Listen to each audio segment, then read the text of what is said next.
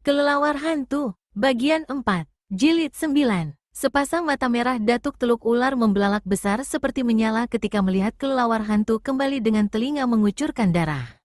Binatang ini menjatuhkan dirinya di pangkuan sang datuk dan mengeluarkan suara mencuit perlahan berulang kali. "Kurang ajar, siapa yang punya pekerjaan ini?" kata Datuk Teluk Ular sambil menggebrak lantai rumahnya. "Tidak mungkin si tua bangkabau itu, tidak mungkin." Datuk Ular perhatikan kepala kelelawar terutama pada kedua telinganya. Aneh, tak ada tanda tusukan, tapi mengapa telinga kiri mengeluarkan darah? "Cuit, cuit, cuit. Tenang, tenang kelelawarku, luka di telingamu akan kuobati. Bila sudah sembuh kau harus mencari orang yang mencelakaimu itu dan membunuhnya. Hancurkan mukanya, korek kedua matanya, robek perutnya biar ususnya berbusaian. Cuit, cuit, cuit." Dengan kedua telapak tangannya, Datuk Teluk Ular menekap kepala burung kelelawar. Kepalanya mendongak, matanya terpejam dan mulutnya mulai komat-kamit membaca mantra. Beberapa saat berlalu, perlahan-lahan Datuk Teluk Ular lepaskan tekapannya. Tampak tetesan darah di telinga kiri kelelawar mengering dan rontok ketika diusap. Kelelawar itu sendiri yang sebelumnya tampak kuyu lemas kini berubah tegar dan galak. Suara cuitannya melengking keras. Sepasang matanya yang merah menyala-nyala. Datuk Teluk Ular usap-usap punggung kelelawar hantu. "Tenang, kelelawarku, tenang. Aku tahu kau sangat marah dan ingin membalas dendam pada orang yang telah mencelakaimu. Tapi jangan tergesa-gesa, tunggu sampai pagi. Setelah kau terluka, tidak boleh keluar menyerbu di malam buta begini. Musuh pasti berada di sekitar teluk. Kita akan membunuhnya besok pagi. Aku akan menyertaimu untuk menyaksikan." Cuit, cuit, cuit. "Bagus, bagus. Kau bisa bersabar menahan diri. Sekarang kau harus istirahat. Besok kita kerja keras. Mungkin bukan hanya seorang yang akan kita hadapi." Cuit, cuit, cuit. Datuk Teluk Ular tegak bertolak pinggang di tepi pantai sesaat setelah matahari muncul di sebelah timur. Angin laut masih terasa dingin. Rambutnya yang panjang putih melambai-lambai. Sepasang matanya yang merah tidak berkesip dan tampangnya yang angker sedikit pun tidak bergeming. Namun, dua mata berwarna merah itu sesaat kemudian tampak menyipit ketika di kejauhan dia melihat sesosok tubuh terbujur di atas pasir pantai. Sang datuk memandang ke langit. Kelelawar hantu terbang berputar-putar. Dia memalingkan lagi pandangannya ke arah sosok tubuh. Dengan membuat 6 kali lompatan saja, manusia berwajah angker itu sampai di hadapan sosok tubuh yang menggeletak. Sesaat sang datuk jadi tercekat. Yang terbujur di atas pasir itu ternyata adalah seorang gadis berparas jelita. Rambutnya yang panjang, hitam dan basah tergerai lepas. Seluruh pakaiannya yang berwarna merah basah kuyup dan seperti tercetak pada auratnya yang bagus, membuat Datuk Teluk Ular merasakan darahnya menjadi panas dan mengalir lebih cepat. Apalagi bagian dada pakaian sang dara agak tersingkap. Salah satu tangan dara berbaju merah itu memegang sepotong papan kecil. Datuk Teluk Ular memandang ke laut. Hanya sesaat karena di lain kejap, kedua matanya kembali menelusuri sosok tubuh di atas pasir, seperti hendak menelanjanginya. Sang datuk duduk berlutut di samping sosok tubuh. Tangannya meluncur cepat ke dada yang tersingkap, lalu terdengar tawanya mengekeh. "Masih hidup, masih hidup." Sosok tubuh yang terbujur itu tiba-tiba bergerak menggeliat. Serasa sesak napas Datuk Teluk Ular ketika melihat geliatan itu menyebabkan bagian dada sang dara terbuka tambah lebar. Sepasang mata yang tadi terpejam kini membuka perlahan. Ah, mata itu bagus dan bening sekali, benar-benar mempesona sang datuk. Ketika mata itu melihat sosok tubuh Datuk Teluk Ular yang berlutut di sampingnya, sang dara seperti ketakutan dan bangkit dengan cepat, duduk di pasir dan bersurut beberapa langkah lalu berdiri sambil pegangi keningnya. Datuk Teluk Ular ikut berdiri. "Di mana aku? Perahuku, mana perahuku?" Si baju merah memandang ke arah laut. Lalu seperti lemas dia terduduk ke pasir. Ketika Datuk Teluk Ular datang mendekat, gadis ini kembali tampak ketakutan. "Jangan takut, gadis cantik. Jangan takut, aku tidak akan menyakitimu. Katakan siapa namamu dan mengapa pagi-pagi begini terbujur di pantai." "Aku, perahuku dilanda badai menjelang pagi dan karam. Aku berusaha berenang mencapai pantai. Ternyata kau selamat dikirimkan ombak ke pantai teluk ini," menyambut Datuk Teluk Ular. "Teluk? Apakah aku berada di teluk?" "Betul, kau berada di teluk yang indah. Kawasan ini adalah daerah kekuasaanku. Siapa kau? Wajahmu menakutkan sekali. Jangan mendekat. Aku datang dari jauh. Sengaja mengarungi laut untuk mencari Datuk Teluk Ular. Hai, kau memang berada di Teluk Ular. Dan aku adalah Datuk yang kau cari, kata Datuk Teluk Ular hampir berseru. Sang Dara menunjukkan wajah seperti tidak percaya. Dengar, gadis cantik berbaju merah, kata Sang Datuk. Matanya melirik ke dada si gadis. Kau telah bertemu dengan orang yang kau cari. Aku kepingin tahu mengapa kau mencariku. Maksud baik atau maksud jahat? Jadi kau betul Datuk Teluk Ular? Tidak bohong, setan sekalipun tak akan berani bohong pada gadis secantikmu ini. Kalau begitu, aku harus memberi penghormatan padamu. Lalu gadis berbaju merah itu membungkuk dalam-dalam berulang kali dan baru berhenti setelah Datuk Teluk Ular menegurnya. Sudah, jangan menghormat seperti itu. Ayo katakan mengapa kau mencariku. Tapi tunggu, terangkan dulu namamu. Aku Supani. Aku sengaja berlayar dari jauh mencarimu karena ingin menjadi muridmu. Sudah lama nama besar Datuk sampai di telingaku. Kehebatan Datuk, termasuk kabar bahwa Datuk memelihara seekor burung sakti, entah burung apa namanya. Datuk Teluk Ular tertawa terbahak-bahak. Nama hebat memang ditiupkan angin kemana-mana. Lihatlah ke atas. Seekor kelelawar terbang berputar-putar. Itulah burung yang kau maksudkan. Tapi binatang itu tidak sakti. Akulah yang memberikan kesaktian padanya. Luar biasa, Datuk sanggup memberikan kesaktian pada seekor burung. Tentu dapat pula memberikannya pada seorang manusia sepertiku. Tentu saja, jawab Datuk Teluk Ular. Jadi Datuk bersedia mengambilku jadi murid. Lebih dari itu, Supani, lebih dari itu, kau suka hidup bersamaku. Maksud Datuk, kau akan kujadikan istri? Mau, pasti mau. Dan tangan sang Datuk mencuil dagu Supani. Ah, Datuk ini, ujar Supani seperti malu tapi matanya mengerling membuat sang Datuk bingung. Dengar, Supani, kau kuterima jadi murid, sekaligus jadi istri. Jika saat ini kukatakan kau jadi istriku maka berarti kau sudah resmi jadi istriku. Ah, Datuk ini, sebagai murid, kau tak boleh menolak perintah guru. Sebagai istri, kau harus patuh pada suami. Pakaianmu yang basah perlu dikeringkan. Mari kita ke semak belukar sana. Akan kubantu kau membuka pakaian itu dan menjemurnya. Tapi aku tidak memiliki pakaian pengganti, Datuk.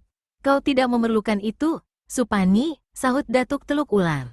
Lalu dengan gerakan cepat dia mendukung tubuh sang Dara, membawanya ke balik serumpunan semak belukar dan membaringkannya di sana. Ketika tangan sang Datuk hendak membuka pakaiannya, Supani pegang lengan orang itu seraya bertanya, Datuk, apakah tak ada orang lain di tempat ini? Malu sekali kalau ada yang sempat melihat. Setan pun tak ada yang berani berada di daerah ini. Apalagi manusia, semua takut padaku. Tapi burung kelelawar itu, Datuk. Aku merasa takut dan gelisah kalau dia terus-terusan terbang di atas kita. Matanya seperti memperhatikan. Aku tak sudi Datuk membuka pakaianku kalau binatang itu masih ada di sekitar sini. Datuk Teluk Ular tertawa. Hidungnya kembang kempis. Dia jadi tak habis pikir mengapa mendapatkan rejeki besar pagi itu. Maka dia pun menjawab, tak usah khawatir. Aku akan suruh kelelawar itu pergi jauh-jauh dari sini. Ya, sebaiknya begitu, Datuk. Datuk Teluk Ular lambaikan tangannya ke udara dan berseru, kelelawar hantu, pergi dari sini. Jangan kembali sebelum aku memanggilmu. Cuit, cuit, cuit. Kelelawar hantu mengepakkan sayapnya dengan deras.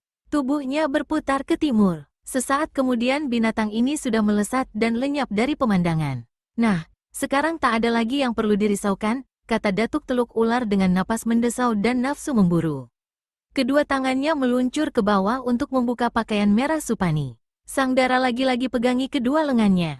Kalau Datuk suka, biar aku yang membuka pakaian Datuk lebih dulu.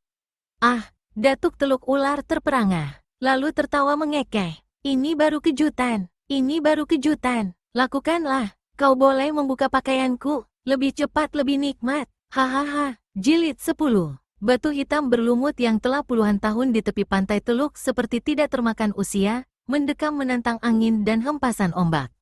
Sama sekali tidak bergerak, sosok tubuh yang duduk di atasnya juga tidak bergerak. Dua tangan disilangkan di depan dada, rambut putih berkibar-kibar ditiup angin. Ada keanehan pada raut wajahnya yang angker tertutup cambang bau. Kedua matanya menatap jauh ke daratan Teluk yang penuh ditumbuhi pohon-pohon kelapa.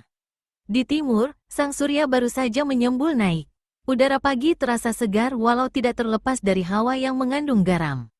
Seperti wajahnya, juga terlihat keanehan pada kedua mata manusia tua ini.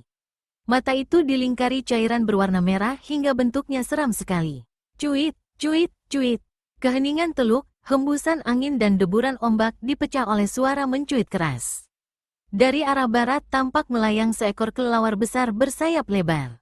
Binatang ini melesat ke timur seolah-olah hendak mengejar matahari. Namun di pertengahan teluk, kelelawar ini melayang ke atas lalu terbang berputar-putar. Sepasang matanya yang merah menatap menyorot ke arah sosok tubuh yang duduk di atas batu berlumut. Cuit, cuit, cuit. Kelelawar mencuit lagi lalu menukik. Wajah angker bercambang bauk nampak tegang sesaat. Kelelawar melesat ke kiri lalu terbang berputar-putar sejarak 5 tombak di atas kepala berambut putih itu. Kelelawarku, tiba-tiba orang di atas batu berseru keras. Suaranya membahana. Bersamaan dengan itu tangan kanannya diangkat ke atas. Aku Datuk Teluk Ular akan memberi perintah. Sepasang mata yang diberi cairan merah itu melirik ke atas. Di udara burung kelelawar besar masih terus terbang berputar-putar. Kelelawar hantu, orang tua itu kembali berseru. Apa kau tidak dengar ucapanku? Kelelawar di atas sana masih terus terbang berputar. Matanya menyorot ke bawah seperti menyelidik. Kelelawar hantu, si muka angker di atas batu kembali berteriak. Cuit, cuit, cuit. Terdengar kelelawar besar mencuit sebagai jawaban. Bagus, apakah kau siap menjalankan perintahku, Datuk Teluk Ular? Cuit, cuit, cuit. Terbang ke teluk sebelah barat. Di situ kau akan melihat lelaki tua berwajah seram berambut putih dalam keadaan bugil di balik rerumpunan semak belukar. Di balik rerumpunan semak belukar, lelaki berambut putih dan bugil. Bugil, bugil, cuit, cuit, cuit. Bunuh orang itu, bunuh, bunuh, bunuh. Cuit, cuit, cuit. Kelelawar yang terbang di udara mencuit untuk terakhir kali sebelum melesat ke arah barat teluk. Serentak dengan itu, orang tua berwajah angker di atas batu melompat turun dan seperti terbang lari pula menuju ke barat. Di saat yang sama, sesosok tubuh melompat keluar dari balik semak belukar dan berlari kencang mengikuti orang tua tadi. Di suatu tempat, kelelawar besar keluarkan suara mencuit ganas lalu menukik tajam. Sesuai dengan perintah yang diucapkan Datuk Teluk Ular tadi, sosok tubuh berambut putih dan dalam keadaan bugil sudah terlihat oleh sepasang matanya yang merah, garang, tetapi tajam sekali. Begitu mendengar suara mencuit, sosok tubuh telanjang di balik semak belukar mendongak ke atas. Merasa terganggu, orang ini membentak marah. Siapa menyuruh kau kembali kemari? Lekas tinggalkan tempat ini. Dari balik semak belukar yang sama terdengar suara perempuan. Biarkan saja burung itu, Datuk. Kini aku tak takut lagi. Ah, kalau begitu katamu tentu saja aku akan menurut. Nah. Kau masih belum membuka seluruh bajumu, juga celanamu. Jangan biarkan aku terpanggang oleh nafsu birahi, kekasihku cantik, ujar orang tua yang berada dalam keadaan tanpa pakaian itu. Gadis berpakaian merah yang terbujur di antara kedua kakinya menurut saja dan seperti mulai menanggalkan pakannya. Pada saat itu, kembali terdengar suara kelelawar hantu mencuit. Binatang ini tiba-tiba menukik deras ke arah semak belukar. Orang tua di bawah sana kembali mendongak. Hatinya mendadak merasa tak enak. Dan saat itu, dilihatnya kelelawar hantu menukik ke arahnya. Sayap terkembang lebar seperti sepasang pedang yang siap memancung. Dua cakar terpentang ke depan dan mulut bertaring runcing mencuat. Hai, mengapa kau menyerangku? Orang tua bertelanjang berteriak kaget. Pergi, teriaknya lagi. Tapi sesuai perintah, kelelawar itu terus menukik. Dia harus membunuh orang berambut putih tanpa pakaian. Hai. Orang tua itu tak melihat jalan lain. Bahaya mengancam. Secepat kilat dia menjatuhkan diri ke samping lalu bergulingan di pasir. Ketika dia berdiri, dilihatnya kelelawar hantu sudah melesat ke udara, terbang berputar-putar, merendah lalu melesat ke arah tempatnya berdiri dengan suara mencuit-cuit. Celaka, apa yang terjadi? Orang tua itu membatin, lalu cepat membentak, binatang keparat. Kau berani menyerangku, plaakek, plaakek. Sayap lebar menerpa ganas. Orang tua yang diserang jatuhkan diri. Kelelawar hantu melesat lewat di atas kepalanya. Salah satu sayapnya menghantam batang kelapa. Pohon ini seperti dihajar bacokan 10 golok tajam. Mengeluarkan suara berderak lalu tumbang dengan deras. Orang tua berambut putih tampak pucat. Lupa akan keadaannya yang tidak berpakaian, dia melompat ke atas tumbangan pohon kelapa. Dia juga sudah melupakan gadis berbaju merah yang tadi siap untuk digagahinya. Di atas pohon kelapa tumbang dia tegak berkacak pinggang. Aku Datuk Teluk Ular, dan kau berani menyerang tuanmu ini? Bersiaplah menerima mampus. Mulutnya tampak berkomat kamit. Tangan kanan dan tangan kiri yang diangkat ke atas mendadak berubah biru. Ketika kelelawar hantu terbang merendah, serta-merta orang tua ini hantamkan kedua tangannya. Dua larik sinar biru yang memancarkan hawa panas dan mengandung racun jahat menderu menghantam ke arah kelelawar hantu. Cuit, cuit, cuit. Kelelawar hantu mencuit keras, melesat ke udara hampir tegak lurus. Begitu dua larik sinar maut lewat di bawahnya, binatang ini tiba-tiba menukik kembali, menyerang orang tua bertelanjang bulat itu. Aku Datuk Teluk Ular, orang yang merubah wujudmu. Kau harus tunduk padaku, harus tunduk, harus tunduk. Cuit, cuit, cuit. Kelelawar hantu tampak membelok ke kanan, tak jadi menyerang lalu kembali berputar-putar dan memandang ke bawah seolah-olah meneliti. Aku Datuk Teluk Ular, memerintahkan pergi dari sini. Akulah Datuk Teluk Ular. Satu suara keras membentak keras, mengejutkan orang tua bertelanjang. Kau datuk palsu, kelelawarku, jangan sampai terkecoh manusia telanjang itu. Ingat perintahku, bangsat haram jadah. Sepasang mata merah orang tua telanjang membelalak besar hampir tak percaya. Kalau terdapat perbedaan namun sepintas lalu, sosok tubuh tua bangka berambut putih berwajah angker di depannya seperti dirinya sendiri. Memandang ke kiri, lelaki telanjang yang sebenarnya memang adalah Datuk Teluk Ular yang asli, melihat sosok tubuh Daeng Ponto Jene, kakek berwajah buruk berpakaian rombeng, memandang menyeringai padanya. Dan memandang lagi ke sebelah kanan si kakek, Datuk Teluk Ular saksikan gadis jelita berpakaian merah yang tadi sudah siap untuk dilahapnya berdiri tegak dengan golok merah bersilang di depan dada. Melihat kenyataan ini, Datuk Teluk Ular serta maklum apa yang terjadi dan apa yang tengah dihadapinya. Maka dia pun lambaikan tangan ke arah kelelawar dan berseru, "Kelelawarku, bunuh ketiga manusia keparat itu." Kelelawar hantu mencuit, terbangnya merendah, berputar di atas tiga orang yang tegak di hadapan Datuk Teluk Ular. Kau tidak layak memerintah burungku. Balas berteriak orang berwajah angker berambut putih yang banyak kemiripannya dengan Datuk Teluk Ular. Akulah Datuk Teluk Ular, penguasa teluk dan pemilik kelelawar hantu. Kelelawar, jalankan perintahku, bunuh manusia telanjang itu. Kelelawar hantu tampak bingung. Binatang ini mengenali suara Datuk Teluk Ular yang asli dan juga mengenali tampangnya yang angker. Tapi dia juga mengenali wajah angker lainnya yang dalam otak binatangnya menganggap adalah juga wajah Datuk Teluk Ular, lengkap dengan rambut putih dan pakaiannya. Bunuh, bunuh, bunuh, teriak Datuk Teluk Ular palsu. Dia yang harus kau bunuh, teriak Datuk Teluk Ular asli. Kelelawar hantu tampak bingung, mencuit beberapa kali. Daeng Ponto Jene, Triwulan dan Datuk Teluk Ular palsu tampak tegang. Kelelawar hantu, bunuh manusia telanjang itu. Aku Datuk Teluk Ular memerintahkanmu. Manusia telanjang, manusia telanjang. Kata-kata itu mengiang di kedua telinga kelelawar hantu. Seumur hidup dia tidak pernah melihat Datuk Teluk Ular tanpa pakaian.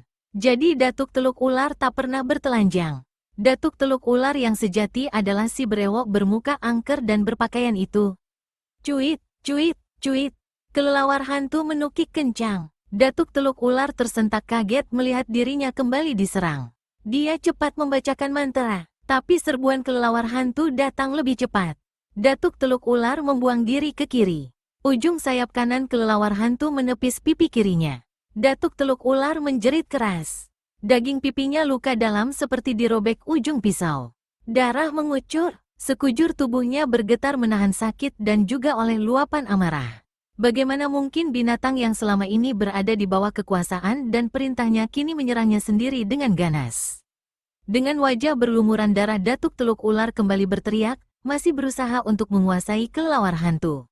Aku Datuk Teluk Ular, kau dengar, aku Datuk Teluk Ular, kau harus tunduk padaku, kau harus ikut perintahku, karena aku yang merubah wujudmu. Aku Datuk Teluk Ular, bunuh tiga manusia itu, bunuh, bunuh, bunuh. Tapi kata-kata sang datuk tampaknya tidak berpengaruh lagi pada kelelawar hantu meskipun mantra pertama yang merubah wujudnya dilafalkan oleh orang tua itu. Sebagai binatang, burung kelelawar itu tidak mampu membedakan mana Datuk Teluk Ular yang asli dan mana yang palsu. Otaknya bekerja lebih banyak berdasarkan penglihatan belaka. Saat itu dia memang melihat dua wajah angker datuk teluk ular, yakni yang palsu dan yang asli. Tapi walaupun asli, binatang ini tidak dapat mengenali tubuh telanjang itu. Sebaliknya meskipun wajahnya hanya mirip-mirip saja, datuk yang palsu mengenakan pakaian lengkap persis seperti yang asli. Karena itulah binatang ini lebih mempercayai penglihatannya dan menganggap datuk teluk ular palsu adalah kepada siapa dia tunduk. Kelelawar hantu, bunuh cepat manusia telanjang itu. Datuk teluk ular yang tegak di sebelah Daeng Ponto Jene kembali berteriak berikan perintah. Dan perintah inilah yang didengar serta dipatuhi kelelawar hantu. Didahului suara mencuit-cuit binatang itu kembali menyerbu datuk teluk ular. Daeng Ponto Jene terdengar keluarkan suara tertawa panjang. Datuk, dosamu terlalu berat. Selangit tembus sebumi amblas. Kalau kau masih mau bertobat, kami akan memerintahkan kelelawar itu berhenti menyerangmu. Ponto Jene keparat. Apa kau kira bisa hidup lebih lama dariku? Abis berkata begitu, datuk teluk ular jatuhkan diri ke tanah. Tangan kanannya bergerak ke pinggang. Satu sinar putih berkiblat menyilaukan laksana sambaran matahari yang memantul di permukaan kaca. Badik bulan bintang, seru Daeng Ponto Jene ketika kenali senjata mustika di tangan datuk teluk ular. Sang datuk menyerbu. Sambaran dua cakar kelelawar hantu baru saja lewat di atasnya. Tubuhnya yang mendekam kemudian melesat ke arah Daeng Ponto Jene. Senjata di tangan kanannya kembali berkiblat. Kakek yang diserang cepat menghindar sambil lepaskan pukulan tangan kosong. Tapi satu sambatan golok yang memancarkan cahaya merah datang dari samping lebih cepat. Gadis jahanam, bentak datuk teluk ular ketika melihat siapa yang menyerang. Jadi kau berserikat dengan anjing tua ini? Kau akan menyesal sampai ke liang kubur. Datuk teluk ular angkat tangan kanannya yang memegang badik bulan bintang. Terang. Dua senjata mustika yakni badik bulan bintang dan golok kikarangasem bentrokan di udara, mengeluarkan suara berdentang keras dan memercikkan bunga api. Triwulan terpental 3 langkah. Tangan kanannya terasa ngilu sampai ke bahu. Telapak tangannya terasa panas. Golok yang digenggamnya terlepas mental. Dia berusaha untuk menjangkau golok itu sambil melompat. Ini satu kesalahan besar mengundang maut. Baru saja Triwulan membuat setengah lompatan, badik bulan bintang berkelebat membabat ke perutnya. Daeng Ponto Jene keluarkan seruan tertahan sambil berusaha menelikung datuk teluk ular dari belakang. Namun terlambat, sesaat lagi ujung badik akan membusai perut sang dara. Dari samping menderu angin deras laksana topan prahara. Tubuh datuk teluk ular bergoyang-goyang. Dia berusaha tapi akhirnya terseret angin deras dan jatuh bergulingan. Triwulan sendiri sudah lebih dulu terpental 3 tombak. Sekujur tubuhnya seperti remuk, namun nyawanya selamat dari tikaman badik yang mematikan. Daeng Ponto Jene tarik napas lega menyaksikan pukulan tangan kosong yang dilepaskan oleh datuk teluk ular palsu berhasil menyelamatkan Triwulan. Sebaliknya datuk teluk ular yang asli merasakan denyutan sakit pada dadanya. Sebenarnya nyalinya saat itu sudah mulai meleleh. Bukan dalam menghadapi 3 lawan di depannya, tetapi melihat kenyataan bahwa dia tidak lagi bisa menguasai kelelawar hantu. Binatang ini kini menjadi musuh utama yang setiap saat akan mencelakainya, akan membunuhnya. Percaya akan keandalan badik bulan bintang, ketika kelelawar hantu melayang rendah dan menyambar ke arahnya, sang datuk menyongsong dengan satu tusukan. Cuit, cuit, cuit. Sinar putih berkiblat. Plaakek, kres, cuit, cuit. Jeritan datuk teluk ular seperti menembus langit menghunjam laut di teluk. Tangan kanannya sebatas pertengahan lengan tampak melayang di udara akibat dipapak putus oleh sayap kiri kelelawar hantu. Dalam masih menggenggam badik bulan bintang, kutungan tangan itu jatuh ke tanah sementara sang datuk sendiri tersungkur berlutut pegangi lengan kanannya yang mengucurkan darah dengan tangan kiri. Dalam keadaan seperti itu, kelelawar hantu yang secara tidak sadar berada di bawah kekuasaan dan perintah datuk teluk ular palsu kembali menyerbu. Sekali ini punggungnya yang menjadi sasaran. Datuk teluk ular terhempas menelungkup. Luka seperti dikoyak harimau, menganga di punggungnya, mengerikan untuk dilihat. Keparat, binatang keparat, rutuk sang datuk. Dengan tangan kirinya dia melepaskan pukulan kelabang biru. Namun tenaganya sudah habis. Sinar biru pukulannya hanya merupakan bayangan samar. Sebelum dia sempat menurunkan tangan kirinya, kelelawar hantu telah menghantam tangan itu dengan sayapnya hingga kini kedua tangan datuk teluk ular menjadi buntung. Dan seperti kesetanan, kelelawar hantu kembali membalik untuk menyerangnya.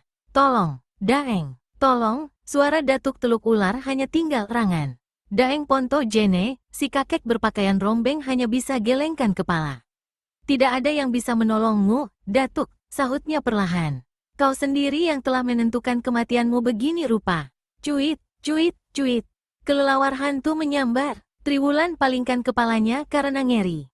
Cuit, cuit, cuit. Kelelawar hantu melesat ke udara dengan membawa sebagian isi perut serta anggota rahasia Datuk Teluk Ular. Orang tua berwajah angker ini berkelejotan beberapa kali. Sesaat kemudian nyawanya pun lepas. Di saat itu pula, kelelawar hantu yang tadi membumbung ke udara terdengar mencuit panjang, sayapnya yang panjang mendadak berubah kecil menciut. Kepalanya ikut mengecil. Matanya yang semula merah kini kembali hitam kuyu sedang taringnya yang mencuat lenyap.